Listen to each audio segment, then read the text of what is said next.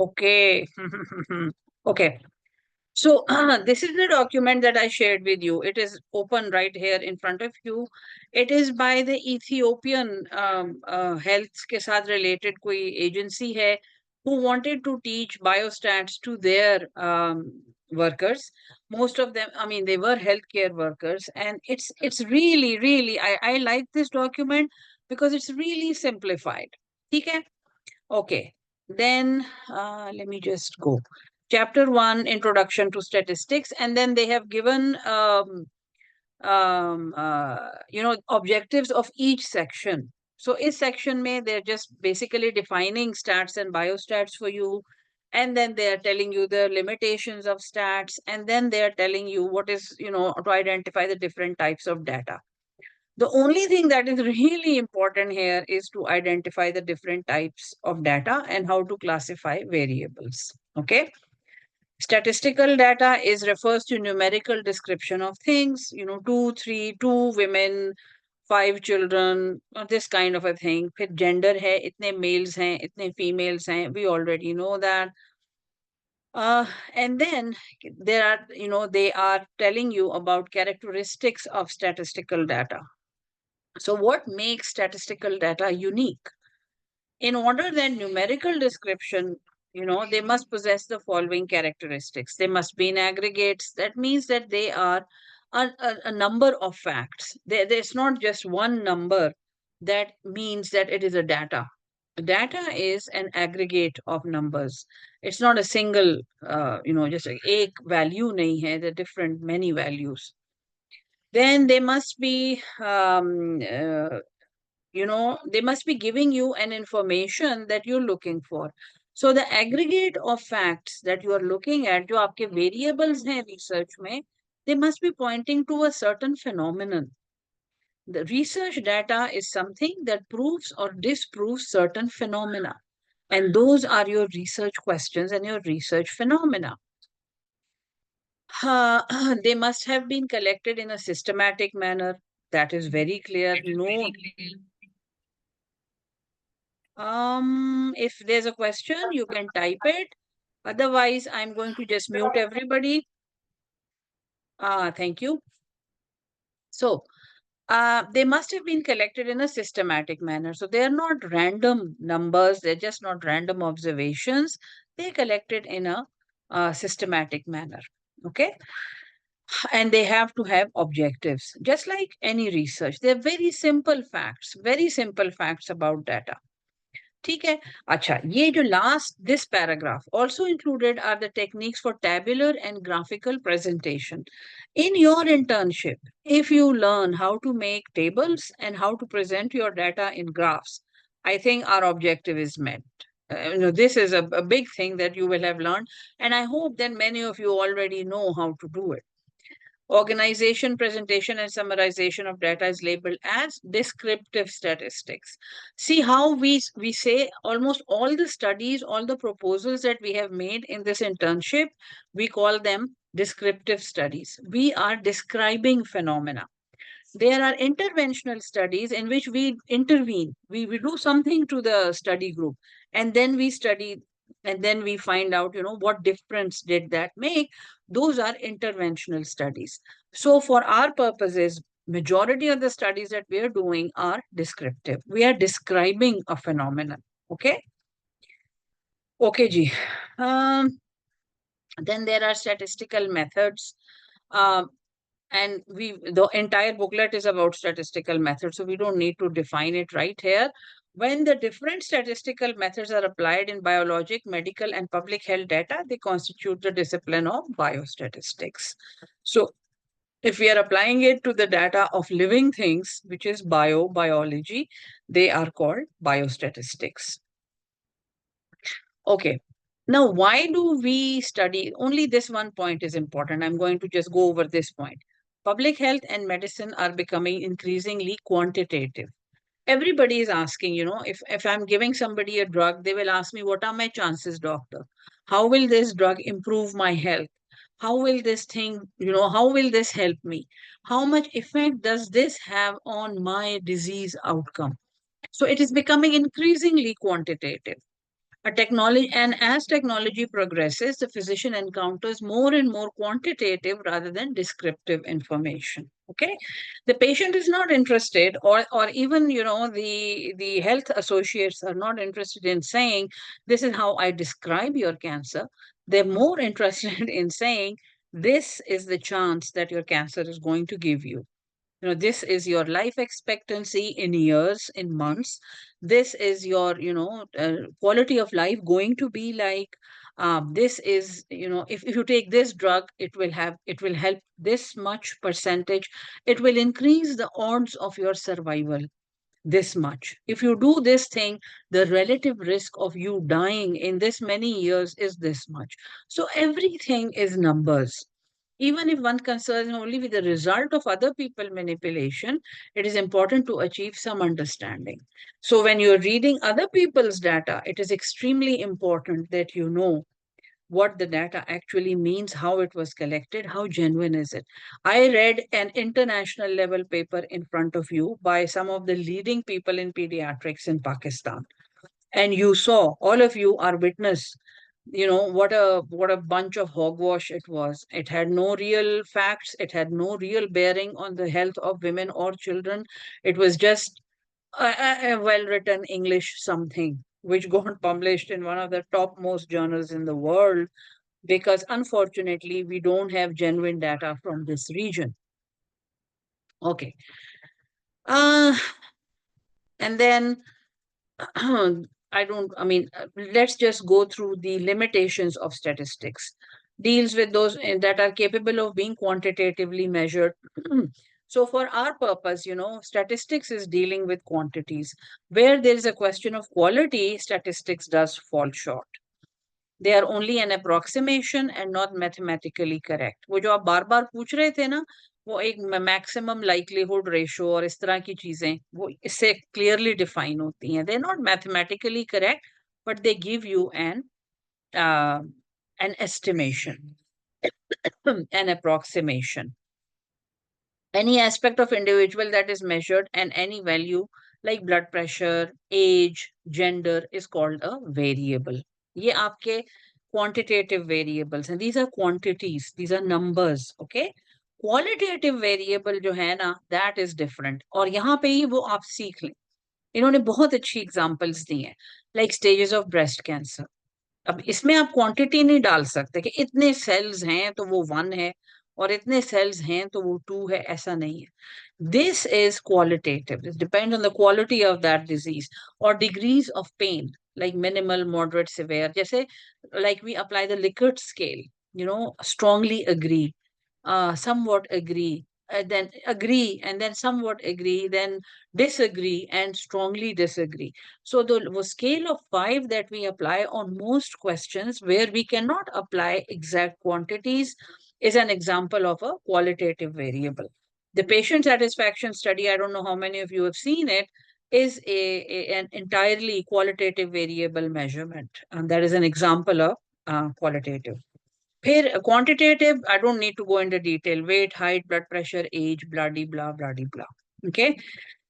Then is nominal data.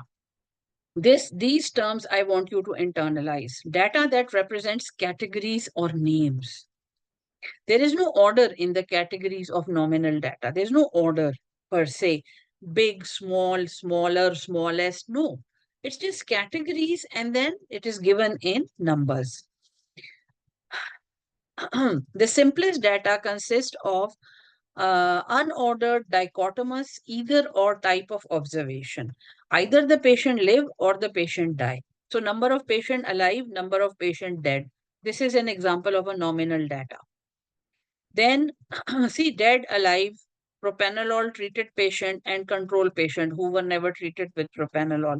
So propranolol treated patient survival rate is 84% and propranolol non-treated patient survival rate is 63%. This is an example from a real study.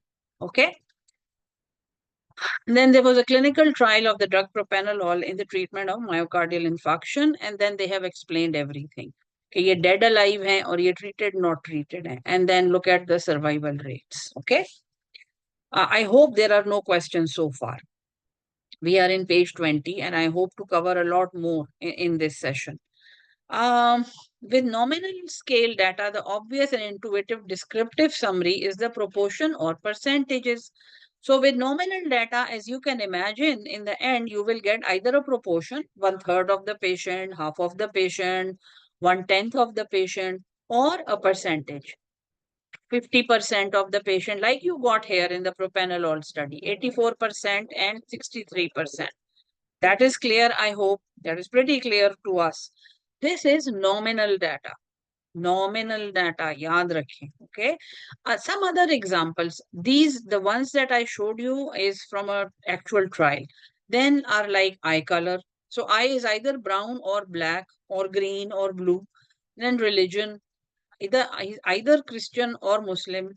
Then either male or female. So they are mutually exclusive. You know, nobody can be both and nobody can be half. They're either or. It's either this or either that. This is also nominal data, and it is shown in numbers. This many are women, this many are men. This many are children under 5, this many are between 5 and 10. Okay? That should be clear. Then ordinal data. Ordinal has order. See, nominal didn't have any order. Ordinal data has order.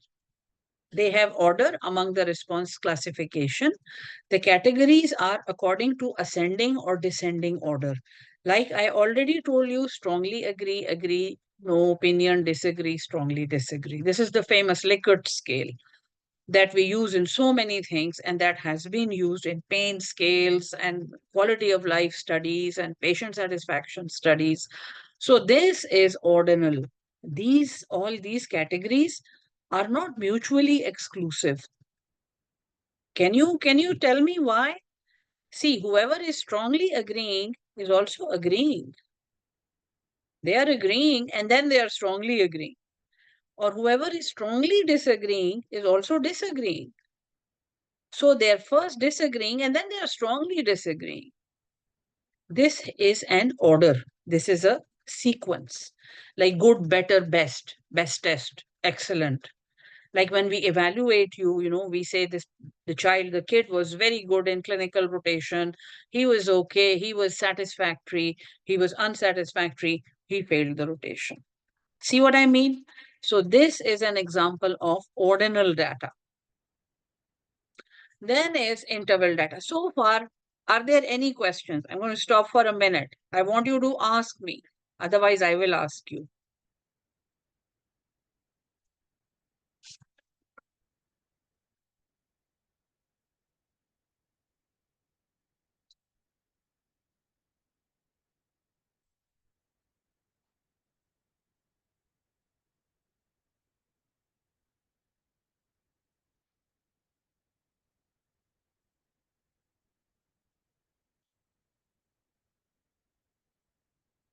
All right. God, you guys are so scared of questions, huh? इतने ज़्यादा चीज़ें भेज दी. Let me just go to the chat. Can you tell nominal data again? So nominal data is it is numbers or categories that are mutually exclusive. ये याद रखो. Mutually exclusive, male or female. Happy, unhappy. So nominal data is this kind of a data. And ordinal data has order, less happy, happy, more happy. That if you remember this much at this point, you'll be okay. Most of the data that you are collecting, like male, female, blood pressure measurements, height measurement, blah, de blah, are all nominal data. Most of the things that you guys are doing are nominal data. Ordinal data is when you are getting the responses on a scale. This person is, जैसे pen scale नहीं होता है, रोने वाली शक्ल है, then अच्छी सी शक्ल है, फिर स्माइली फेस है. That is ordinal data. That is in an order. Okay. Okay. Both can be presented in percentage. Yes. Yes. This is descriptive statistics. So we are describing a phenomenon and we are describing it in ratio, proportion, percentage. So these are all numbers. They're all number games. Okay. Good, good. So let me see. There's one more quantitative, and it is quantitative. Whatever I'm discussing here, abhi tak, whatever is discussed is all quantitative. Qualitative is different.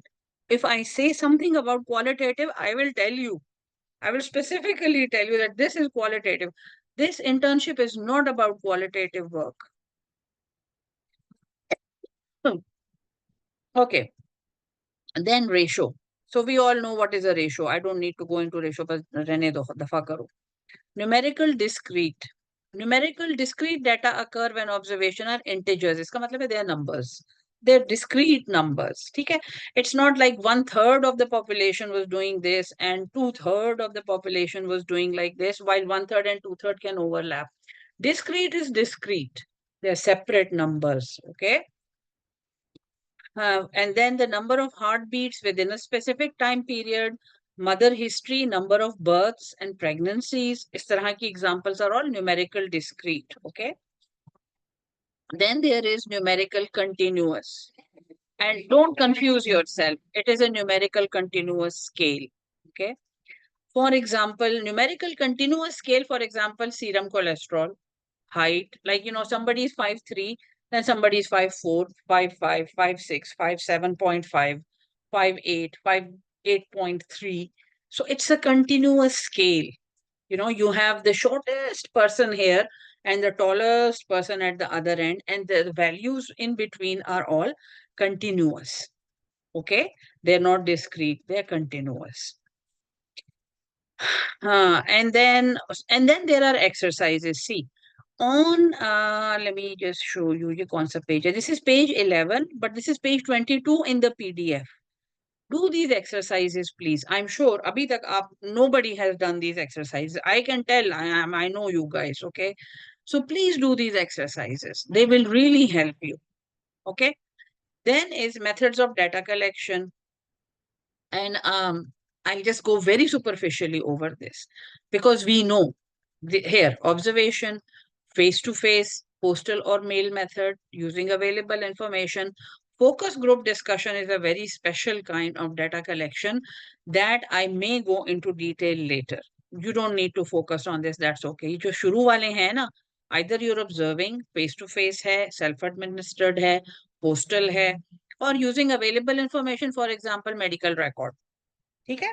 These are ways of data collection. And then he has described, or she has described, everything here, and advantages and disadvantages. I will not go into this. I don't need to go into this. Acha. Um, This is important, huh? Primary data. So primary data is collected by the investigator himself for the purpose of a specific inquiry. And such data is original in character and mostly generated by surveys. Okay, so what you are generating through your CAP surveys, through your interviews, what you are generating is primary data. If you are looking at patient records, or if you're mailing to the patients and telling them to fill the form and send to you, even fill the form and send back to you is primary data. But if you are taking the data that somebody else collected, for example, patient records, sabse bada medical records is the example, that is secondary data. Okay, secondary data. These are the two important things that I needed to tell you. And then, on the other hand, such data must be used with great care. Such data may be full of errors because you are not collecting, somebody else is collecting the data. Okay. When you are making a questionnaire, and at the end of this session, you guys are going to have a homework to make your questionnaire. So your assignment for this week is to send me a questionnaire for your project. Okay. I'm going to go over this part in some detail. Open-ended questions. Open-ended question permit free responses that should be recorded in the respondent's own words. Like if I ask you, how are you feeling today? And I leave a short answer line, I don't write anything. If I write, how are you feeling today? And below I write happy, depressed, unhappy, want to kill myself sort of thing, that is close-ended. Open-ended is letting the person decide how he or she is feeling and letting that person describe. The respondent is not given any possible answer to choose from. So see how when we make the questionnaire, in the end, when we write everything, in the end we write other and we leave a blank line. So that is also, it's a closed-ended question because we have given the choices, but we have also allowed the respondent to respond to it in an open-ended manner. Supposing none of our choices apply to their answer, they can give us an open-ended answer in the other category. Facts with which the researcher is not very familiar, like life experiences, opinions, attitudes. ये जो आपकी CAP study है ना, KAP knowledge is mostly close-ended. You are asking about knowledge which already exists. Attitude is mostly going to be open-ended or about attitudes that other people have. And then practices is going to be close-ended because you're assessing the respondent for knowing what is the normal practice. Okay. Can you describe exactly what the traditional birth attendant did when your labor started? You're letting the mother speak. Okay. So all these are open-ended. Closed questions are, they offer a list of options that are exhaustive and mutually exclusive. Ye yaad rakhna hai. One answer or one response must not overlap with the other response. They must be completely separate. Keep the number of options as few as possible. All of you must have seen the SPIRE studies or the SPIRE databases that are made in Google Forms, and they give you a pretty good example. अगर आपने नहीं देखे हुए तो मैं भेज देती हूँ ग्रुप में, देख लेना. Okay. So what is your marital status? Single, married? Acha. What kind of a data is this? ये क्या है? Nominal है, ordinal है, qualitative है, quantitative है, ये क्या है? अभी बताओ, जल्दी बताओ. Likert scale, हाँ. Very good question, Isha. Likert scale is actually, it was invented for qualitative studies, but since it can be quantitated, Likert scale is telling me that 20% people are saying strongly agree and 10% people are saying strongly disagree. That is why it is a close-ended quantitative measure now, although it was originally invented for qualitative studies. And it isn't mutually exclusive. It is not. It is not. Likert scale is a very unique example of qualitative data, qualitative responses, and making it possible to be used as quantitative data. That is why I introduced the Likert scale. So this is a nominal, very good, Hira, but close-ended are suggestive to be not mutual. No, close-ended are mutually exclusive. Isha, close-ended are mutually exclusive. याद रखें. Open-ended question mutually exclusive नहीं हो सकते. मैं ये कह सकती हूँ कि मैं थोड़ी सी डिप्रेस हूँ और आप ये कहें कि मैं थोड़ी ज्यादा डिप्रेस हूँ. So we are overlapping. But I can say that I feel depressed for 1 hour of the day, and you can say I feel depressed for 2 hours of the day. This is mutually exclusive. Okay. Okay. So I hope that everything is clear up until now. Oh, who came late? Somebody came really late. Is it Shadman? Sorry, I know you have a bad internet connection. Anyway, try to be on time. Acha. A researcher who is interested in the protein content, ये बड़ी बुरी बातें हैं सारी. They are all quantitative. They are all categorical. They are all nominal data. Okay, so we don't need to waste time on this. I'm present from start. Good. Nice to know that, Sharma. Okay. The questions should be clear and unambiguous. So they have to be absolutely clear, and they should not be confusing. You know, to ensure clarity, each question should contain only one idea. Double barrel question like, do you take your child to the doctor when he has a cold or has diarrhea? Are difficult to answer. So you will make one question for cold and one question for diarrhea. What I love this is pediatrics, and both are my favorite diseases. Sorry to say. Must not be offensive. Okay, so don't upset people. Don't upset people. The question should be fair. They should not be like, you're not leading people towards a certain, answer that you want them to give. Should not be, avoid asking sensitive questions that may offend.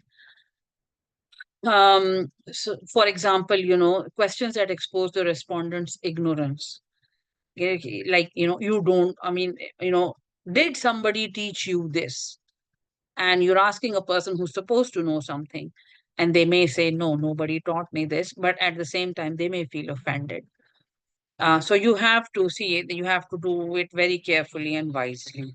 Okay. All of you will read steps in designing a questionnaire. Look at this. Okay. This is page 27 and page 38 on your PDF. PDF page numbering different hoti hai. Please don't mind that. Lekin all of you will be submitting a questionnaire for your project to me this week. So today is Monday, and Wednesday we're going to meet again, and you will have a lot of time. You have 2 days. And Wednesday night when we meet, I want you to come back with questionnaires. I want you to send your questionnaires to me, even just whatever they look like, so that I can go through them and I can give you feedback. And I can make a questionnaire in front of you on Wednesday for you to finalize your questionnaires for next Monday. So this will put us back on track, inshallah. Okay. Take your objectives and variable as your starting point. This you have to read yourself. I'm not going to go over it. I stopped here, but I should not be avoid leading questions. All good stuff. They have done an excellent job formatting the questionnaire. Your question should not only be consumer, but also user friendly. And then if you need to translate it, you must translate. Now we have tools like Google Translate, so we should not have a problem. And then methods of data organization. Don't go into data organization and frequency distributions. Don't worry about that. Okay. Number of movies, number of persons. Very interesting. Relative frequency. No, this is data presentation. Mhm.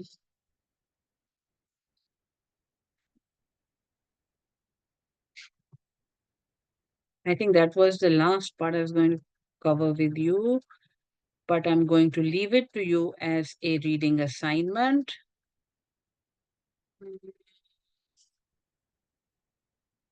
Table. You don't need to go construct tables. You just need to make a questionnaire. They have covered everything here as far as, presentation of data is concerned. And then construction of graphs, construction of diagrams, and all the nice things that you show in your research. Histograms. Mhm.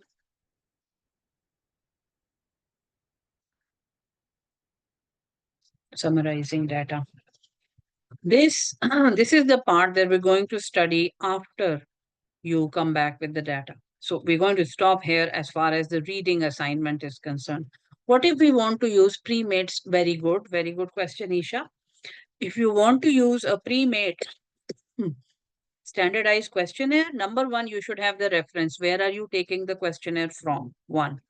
Number two, you should know how to interpret that questionnaire, because most of these questionnaires that are present online, they are for a price. They ask for a price and they don't give you the answer key till you pay that price. So make sure that you have the answer key, and you know that this questionnaire was developed in such and such place, and this is how to interpret the results, and you can do that. So we have 5 minutes and I'm leaving it for questions. And today is Monday. So tonight and tomorrow morning when you wake up, and at night when you go to sleep on Tuesday, you are going to make a questionnaire according to the objectives and the introduction that you have already sent me. You're going to make a questionnaire for your research study that you will be applying to real population next week. And email me that questionnaire. If you email it to me, you may have a chance to get it corrected by me, by myself. If you don't email it to me, you will not have that chance. Tuesday and Wednesday, Wednesday night, inshallah, when we meet, I'm going to construct a questionnaire in front of you. It's either going to be a Google form or it's going to be a Word format. but I'm going to construct a questionnaire in front of you and also show you that, what kind of questions and what kind of data do I need from that study so I can apply the appropriate statistical tests to it. Obviously, I need nominal data. I need continuous data.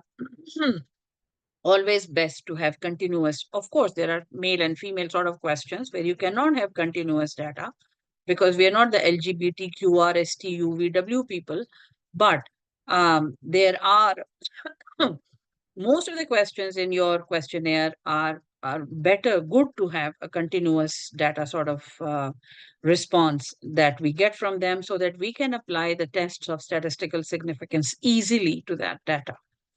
That is all I needed to say. If you have any questions, I'm right here. And who came late?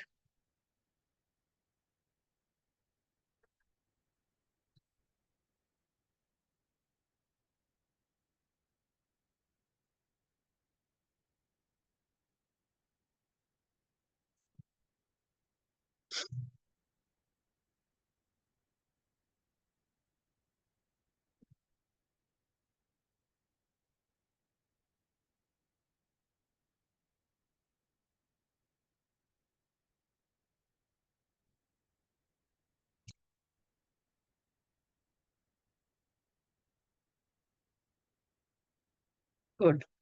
Good. Okay. So if there are no more questions, I hope to see you on Wednesday night, inshallah, and I hope to receive your questionnaires. Don't worry, they can be very crude, they can be very incomplete and immature, but please try to make a questionnaire. For CAP survey, I need to make separate questions for all categories. It's up to you, but it's basically according to your objectives. Whatever your objectives say, make sure that your questionnaire is meeting those objectives, is giving you the information that you want to collect through those objectives. Okay. It's like if you mean that separate questions for knowledge, attitude, and practice, yes, classic CAP questionnaires have separate questions for all these categories. Okay, inshallah. How many questions do we need? The commonest question. There's no limit. There is no limit. Minimum 10. But this is completely off the top of my head. Okay, there's really no limit. कितने थोड़े हों, कितने ज्यादा हों, इससे कोई फर्क नहीं पड़ता, as long as your objectives are met and it's not making the other person uncomfortable. बेचारा वो बूढ़ा ही हो गया है questionnaire भर भर के. Okay, anything else?